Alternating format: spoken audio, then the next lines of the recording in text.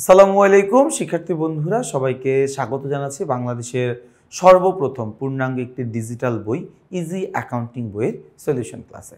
আমরা আজকের এই ক্লাসে সমাধান করব আমাদের ইজি অ্যাকাউন্টিং বইয়ের রোড টু মিশন 100 সাজেশনের চতুর্থ অধ্যায় মূলধন ও মুনাফা জাতীয় লেনদেন নামে যেই অধ্যায়টি রয়েছে সেই অধ্যায়ের 7 নম্বর সৃজনশীলটি আলোচনা করব। আমরা ইচ্ছা করে টাকার অঙ্কটা ঢেকে রাখছি, কারণ আমাদের অঙ্ক বোঝার জন্য টাকার অঙ্ক দেখার দরকার নাই, আমাদের একটু বড় ফ্রেম দরকার, অর্থাৎ যাতে করে আমাদের লেখাটা একটু বড় করে দেখতে পারি আমরা। এই জন্য আসলে আমি ইচ্ছাকৃতভাবে টাকার অঙ্কটা ঢেকে রাখছি। আচ্ছা, আমাদের প্রশ্নে কি বলা আছে দেখো। আমাদের প্রশ্নে বলেছে জনাব রহমান তার ব্যবসায়ের লেনদেনগুলোর মূলধন ও মুনাফা জাতীয় লেনদেনে ভাগ করে লিপিবদ্ধ করেন। 2015 সালে মার্চ মাসে প্রতিষ্ঠানের লেনদেনগুলো নিম্নরূপ। আচ্ছা, মার্চ মাসের লেনদেনগুলো কি কি বলা আছে ভাই, আমরা একটু দেখি তো। এই মার্চ মাসের লেনদেনগুলো কি কি বলা আছে আমরা এটা একটু দেখবো। সবাই এটা একটু দেখবো, মার্চ মাসের লেনদেনগুলো কি কি বলা আছে। দেখো, মার্চ মাসে বলছে মালিক কর্তৃক সরবরাহকৃত মূলধন। মালিককৃত সরবরাহকৃত মূলধন, এটা হচ্ছে আমার জন্য একটা মূলধন জাতীয় প্রাপ্তি। এটাকে আমার জন্য একটা মূলধন জাতীয় প্রাপ্তি, তাই না? আমি দীর্ঘমেয়াদে কোনো জায়গা থেকে টাকা পাই, সেটা আমার জন্য কি হয়? মূলধন জাতীয় প্রাপ্তি হয়, তাই না? আচ্ছা, এরপরে দেখো কি দেওয়া আছে, বিনিয়োগের সুদ প্রাপ্তি। বিনিয়োগের সুদ, এটা আমার জন্য একটা মুনাফা জাতীয় আয়। বিনিয়োগের সুদ এটা এমনিতেই একটা আয়, এবং এই আয়টা আমার প্রতিষ্ঠানে খুব রেগুলার বেসিসে হয়। আমি প্রতি বছরই বিনিয়োগ ক্ষেত্র থেকে সুদ পাই, এবং যেই আয়টা বছরে অন্তত একবার সংগঠিত হয় সেটাকে আমরা মুনাফা জাতীয় আয় বলতে পারি, তাই না? আচ্ছা, মেশিন ক্রয় করার ফলে আমার কাছ থেকে টাকা চলে যায়, অনেক বড় একটা অঙ্কের টাকা চলে যায়, এবং টাকা চলে যাওয়া মানেই সেটা হচ্ছে আমার জন্য প্রদান। টাকা চলে যাওয়া মানে সেটা আমার জন্য কি একটা প্রদান। এবং এই যে আমার কাছ থেকে টাকা চলে গেছে, টাকাটা কিন্তু আমার কাছ থেকে দীর্ঘমেয়াদে চলে গেছে, এবং দীর্ঘমেয়াদে চলে গেলে এটা আমার জন্য মূলধন জাতীয় ব্যয়, তাই না? আচ্ছা, ঋণ গ্রহণের ফলে আমি টাকা পাইছি, টাকা পাইলে এটা আমার জন্য একটা প্রাপ্তি। আমি এখানে দীর্ঘমেয়াদে টাকা পাই, ঋণ গ্রহণ করলে দীর্ঘমেয়াদে টাকা পাই, তাহলে ঋণ গ্রহণ এটা আমার জন্য একটা মূলধন জাতীয় প্রাপ্তি, তাই না? আচ্ছা, ক্রয়কৃত মেশিনের পরিবহন ব্যয় এবং ক্রয়কৃত মেশিনের সংস্থাপন ব্যয়। খেয়াল করে দেখো, আমি মেশিন ক্রয় করছি, মেশিন ক্রয় করে আমি পরিবহন খরচ দিছি, মেশিন ক্রয় করে আমি সংস্থাপন ব্যয় দিছি।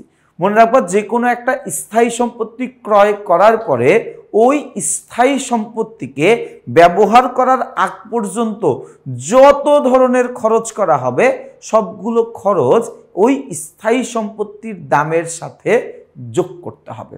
সবগুলো স্থায়ী সম্পত্তির দামের সাথে যোগ করতে হবে।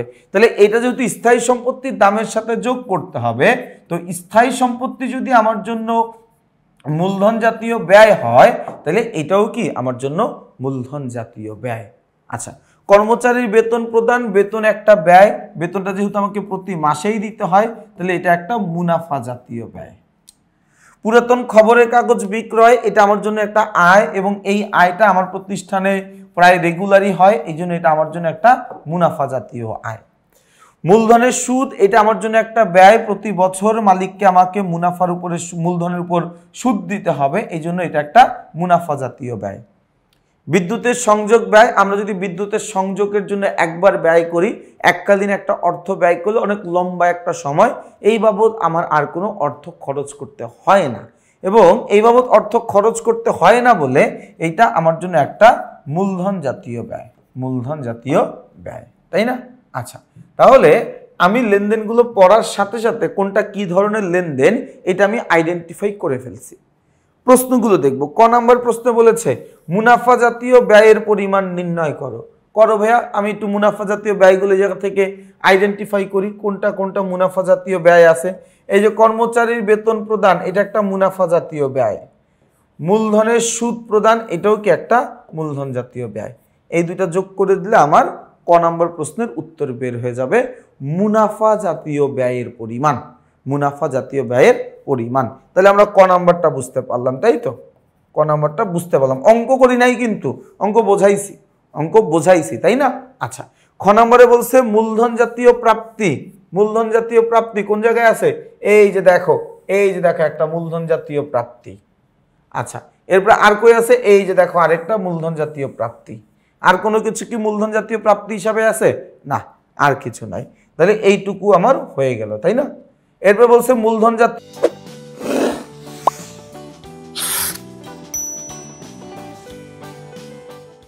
ব্যয়ের পরিমাণ খুঁজো। মূলধন জাতীয় ব্যয় কে কে আছে? এই যে দেখো একটা আছে মূলধন জাতীয় ব্যয়।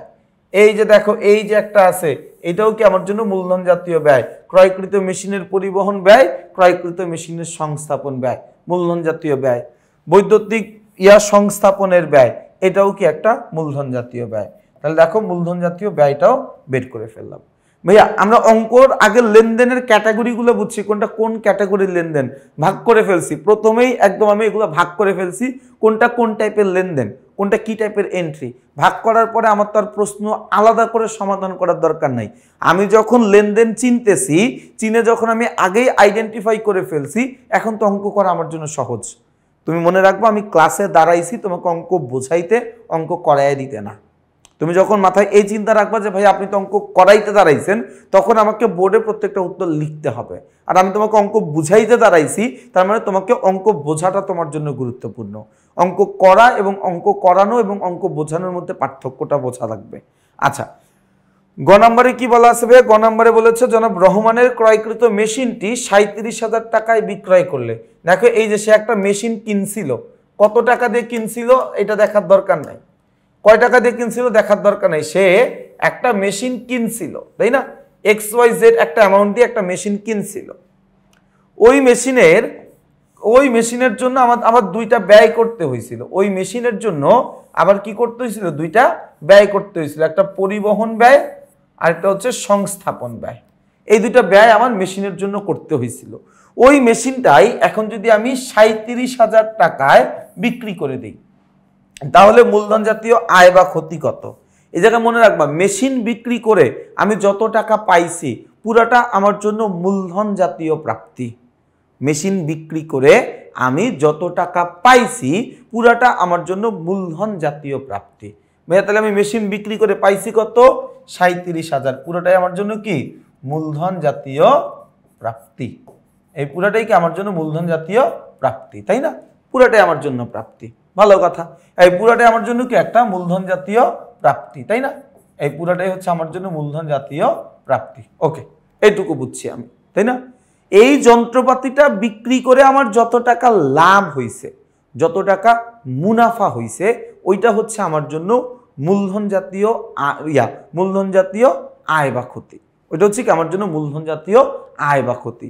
তাহলে খেয়াল করে দেখো আরেকবার, আমি সম্পদ বিক্রি করে যত টাকা পাইছি পুরো টাকাটাই আমার জন্য মূলধন জাতীয় প্রাপ্তি, পুরো টাকাটাই আমার জন্য মূলধন জাতীয় প্রাপ্তি।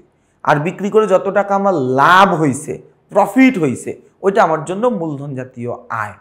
তাইলে এখন যদি দেখো আমরা ক খ বুঝে গেছি, গ নাম্বারটা আমি একটু তোমাদের উত্তর দেখে একটু বোঝাবো। এইটুকু দেখো, কারো কোনো অসুবিধা কিন্তু নাই। আমরা তাহলে একটু গ নাম্বারটায় চলে যাই। ভাইয়া আমরা গ নাম্বারটা, আচ্ছা ক নাম্বারটা দেখো, ক নাম্বারটাই একটু দেখে নাও তোমরা সবাই। এই যে কর্মচারীর বেতন প্রদান, মূলধনের সুদ প্রদান করছি, আমাদের উত্তর মিলে যাচ্ছে, তাই না? আচ্ছা, এরপরে দেখো ভাইয়া আমাদেরকে মূলধন জাতীয় প্রাপ্তিতে মালিকের মূলধন, ব্যাংক থেকে ঋণ গ্রহণ নিছি।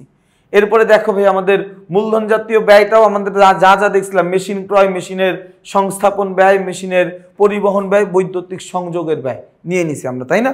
গ নাম্বারটা আমরা একটু দেখবো, গ নাম্বারটা একটু দেখবো, এই গ নাম্বারটা একটু দেখবো। দেখো ঠিক আছে, গ নাম্বারটা দেখো ভাইয়া। গ নাম্বারে কি? আমি মেশিনটা বিক্রি করে যত টাকা পাইছি পুরাটা আমার জন্য কি হবে?